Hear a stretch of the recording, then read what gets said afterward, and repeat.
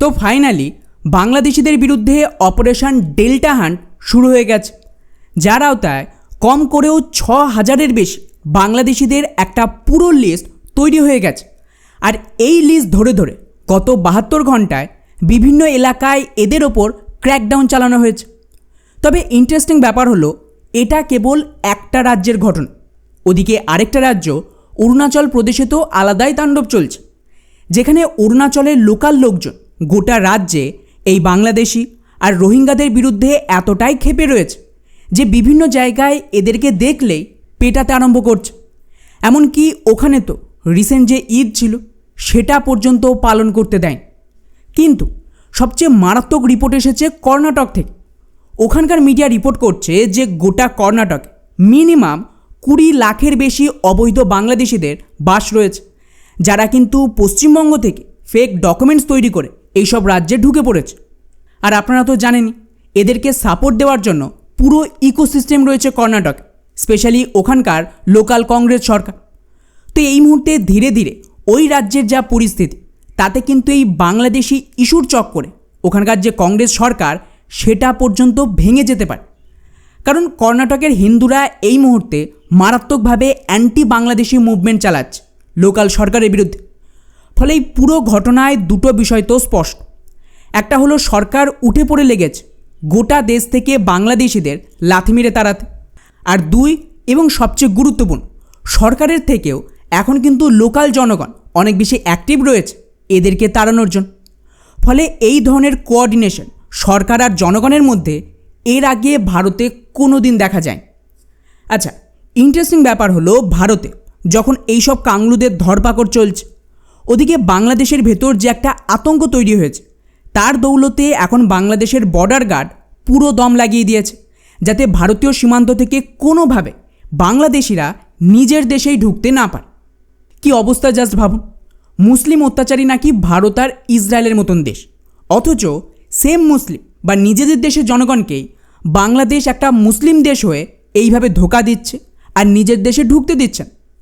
ফলে আজকের এই ভিডিওতে আমরা ডিটেলসে জানব যে কী এই অপারেশন ডেল্টা হান্ট, এতে কতজন বাংলাদেশি এখনও পর্যন্ত ধরা খেল, আর তার সাথে সবচেয়ে বড় প্রশ্ন, এই বাংলাদেশিদের ওদের নিজেদের দেশে ঢুকতে দেওয়া হচ্ছে না, তাহলে এমন অবস্থায় ভারত এদেরকে তাড়াবে কীভাবে, সবটাই জানবো আজকের এই ভিডিওতে।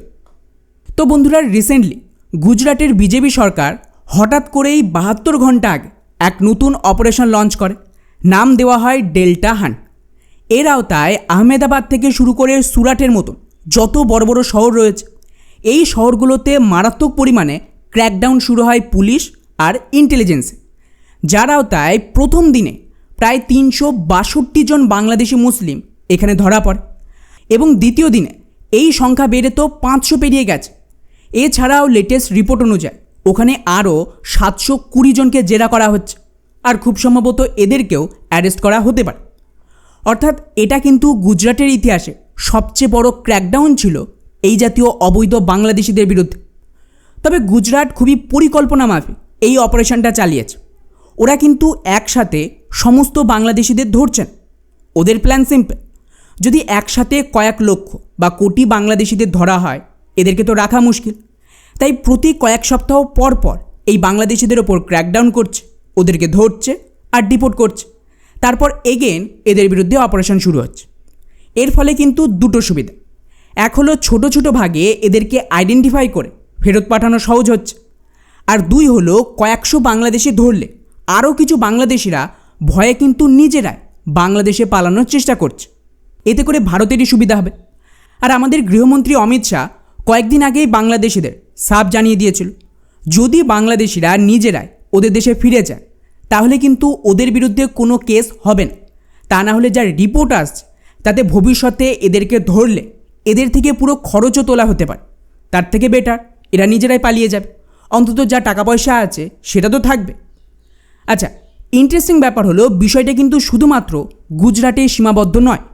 অপারেশন ডেল্টা হান্টের আওতায় ওদিকে দিল্লিতেও অ্যাকশন চলছে, যার আওতায় একই জায়গায় প্রায় ৯ জন কাংলু গ্রেপ্তার করা হয়েছে, এবং এর আগেও সেম জায়গা থেকে প্রায় ২৮ জন গ্রেপ্তার হয়।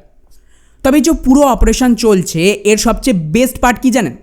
যদি খেয়াল করেন, যে সমস্ত বাংলাদেশি ধরা পড়েছে এদের সংখ্যা বিরাট কিছু নয় কম্পেয়ার টু যে পরিমাণ বাংলাদেশি ভারতে আছে সেই অনুযায়ী। কারণ রিসেন্টলি কর্ণাটক থেকে যা রিপোর্ট এসেছে সেখানে বলা হচ্ছে কেবলমাত্র কর্ণাটকে স্পেশালি ব্যাঙ্গালোর আর আশেপাশের কয়েকটা শহরে 20 লক্ষের বেশি বাংলাদেশি মুসলিম রয়েছে। আর এদের প্রত্যেকের কাছে অবৈধ ভারতীয় ফেক ডকুমেন্টস আছে। এটাই তো মূল সমস্যা। তো ভারত কি করছে? এই যে ছোট ছোট ক্র্যাকডাউন চালাচ্ছে, এর উদ্দেশ্য কিন্তু বাংলাদেশিদের ধরা নয়, বরং কয়েকজন বাংলাদেশিদের ধরল, এরপর এদেরকে চাপ দিয়ে এদের মাধ্যমে সেই নেটওয়ার্ককে খোঁজা হচ্ছে যারা এদেরকে অবৈধভাবে ডকুমেন্টস তৈরি করে দিয়েছিল এবং এদেরকে সাপোর্টও দিচ্ছিল, থাকার জায়গাও করে দিয়েছিল। উদাহরণ হিসেবে বললে এই অপারেশন ডেল্টা হান্টের পাশাপাশি দিল্লিতে একজন হোটেল মালিক গ্রেপ্তার হয়। এই ব্যক্তি কী করে? বাংলাদেশিদের থেকে টাকা নিয়ে নিজের হোটেলে ওদের রাখতো, তারপর ডকুমেন্টস তৈরি করে দিত। আর রিসেন্টলি একটা খবর এসেছিল না যে দিল্লিতে এক হোটেলে আগুন লাগে এবং এই আগুনে প্রায় 21 জন পুড়ে মারা যায়, যার মধ্যে কিন্তু বেশিরভাগই বিদেশি নাগরিক ছিল। তো এই মৃত লোকদের মধ্যে অবৈধ বাংলাদেশিরাও ছিল। আর ওটা যার হোটেল ছিল তিনি এই চক্রটা চালাতো। বেসিক্যালি এই লোক ওদের পুরো ফেক ডকুমেন্টস তৈরি করে ওদের সেফলি রাখতো যাতে পুলিশ এদের ধরতে না পারে। তো ফাইনালি এই হোটেল মালিককে সরকার ধরে ফেলেছে। তো এইভাবেই এই মুহূর্তে সরকারের মূল টার্গেট এদের যে মূল নেটওয়ার্ক রয়েছে, কোথায় কোথায় ফেক ডকুমেন্টস তৈরি করা হচ্ছে, কারা এতে সামিল রয়েছে, পলিটিক্যাল সাপোর্ট কতটা রয়েছে, ফান্ডিং কোথা থেকে আসছে, এগুলিকে ধরতে হবে। এগুলিকে ধরলেই কিন্তু বাংলাদেশিদের তাড়ানো সহজ হবে। কারণ এর ফলে দুটো ফায়দা হয়। প্রথমত, যদি পুরো নেটওয়ার্কটা ধরা পড়ে যায় তাহলে যত জাল ডকুমেন্টস তৈরি হয়েছে তার পুরো ডিটেলস সরকারের হাতে চলে আসবে। এতে কিন্তু বাংলাদেশিরা ধরা পড়ে যাবে। দ্বিতীয়ত, ধরা পড়ার ভয়ে এই নেটওয়ার্ক যারা চালায় তারা কি করছে? নিজে থেকেই বাংলাদেশিদের ভয় দেখিয়ে ভারতে পালাতে বলছে। উদাহরণ হিসেবে এই মুহূর্তে পশ্চিমবঙ্গ আর বাংলাদেশের সীমান্তে যারা বসে রয়েছে তাদের ইন্টারভিউ নিয়েছে অনেকে। ওই ইন্টারভিউগুলো যদি আপনারা শোনেন খুব মন দিয়ে, ওরা অনেকেই বলছে যে আমাদের যারা কাজ দিয়েছিল, ডকুমেন্টস বানিয়ে দিয়েছিল, তারাই ভয় দেখিয়ে পালিয়ে যেতে বলছে। এতে বেসিক্যালি সুবিধা হলো বাংলাদেশিদের রিভার্স মাইগ্রেশন শুরু হয়ে গেছে। মানে যেভাবে বাংলাদেশ থেকে ভারতে বাংলাদেশিরা পালাতো, সেমভাবে এখন ভারত থেকে বাংলাদেশে এরা রিটার্ন যাচ্ছে। আর এটা একটা রাজ্যের ঘটনা নয়, সব জায়গায় হচ্ছে। উদাহরণ হিসেবে আসামে তো এইসব অলরেডি কয়েক বছর ধরে চলছিল। তার মাঝে আরেকটা নর্থ ইস্টের রাজ্য মানে অরুণাচলের সরকার এখন 4টে প্যানেল তৈরি করেছে যারা গোটা রাজ্য জুড়ে অবৈধ বাংলাদেশিদের হান্টিং করবে। আচ্ছা, এখানে সুবিধা হলো লোকাল লোকজন অরুণাচলে খুব অ্যাক্টিভ। তো অরুণাচলে যে সমস্ত কাংলুরা রয়েছে তাদের কপালে অশেষ দুঃখ নাচ্ছে। অরুণাচলের লোকাল লোকজন ওদের কিন্তু সহজে ছাড়বেন। সেমভাবে কর্ণাটকেও গেম শুরু হয়ে গেছে। ওখানে যে কংগ্রেস সরকার আছে তারা এই বাংলাদেশিদের চক্করে ক্ষমতা হারাবে। কারণ বহু রাজ্য যেহেতু বাংলাদেশিদের ধরপাকড় করছে, তাই ওরা এখন নন বিজেপি রাজ্যে পালানোর চেষ্টায় আছে, যার মধ্যে কর্ণাটকের সরকার ওদেরকে মেনলি আশ্রয় দিয়েছে। আর খবর অনুযায়ী যেহেতু ওখানে ইতিমধ্যে 20 লাখের বেশি বাংলাদেশি আছে, আর বিজেপি সরকার এটাকে একটা বড় মুদ্রা বানাচ্ছে, যেখানে বিজেপির কর্ণাটকের সভাপতির দাবি ব্যাঙ্গালোরের আশেপাশে আর পার্শ্ববর্তী শহরে 10 লাখ বাংলাদেশি আছে। তো নেক্সট ইলেকশানে ওখানে কিন্তু বিজেপি জিতলে ওদিক থেকেও বাংলাদেশিদের খেদানো শুরু হবে।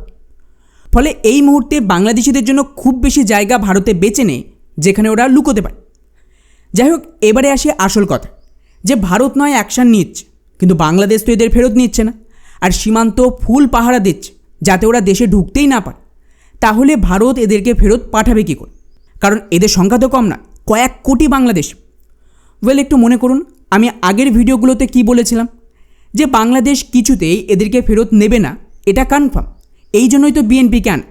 বিএনপি যেহেতু ভারত বিরোধী একটা দল, তো স্বাভাবিকভাবে বাংলাদেশ আর ভারতীয় সীমান্ত আগামী দিনে এটাকে নিয়ে একটা কনফ্লিক্ট ফেস করবে। কিন্তু সেটা তখন হবে যখন ভারতে সমস্ত ডিটেনশন ক্যাম্পে বাংলাদেশিদের ভরা হবে তারপর। আর ততদিনে একটা বড় অংশ লুকিয়ে চুরিয়ে ঠিক বাংলাদেশের ভেতর ঢুকে পড়বে। ওপর এই সীমান্তে বাংলাদেশিদের বেশি দিন ঠেকিয়ে রাখা বাংলাদেশের পক্ষেও খুব একটা সম্ভব নয়। কারণ একটা সময়ে ওখানে লোকজনের ভিড় এতটাই বেড়ে যাবে যে সেই অনুপাতে বাংলাদেশের কাছে না ইনফ্রাস্ট্রাকচার রয়েছে আর না ফোর্স রয়েছে। ভারতের এত বেশি রিসোর্স থাকা সত্ত্বেও ভারতকে এই অনুপ্রবেশ ঠেকাতে পেরেছিল?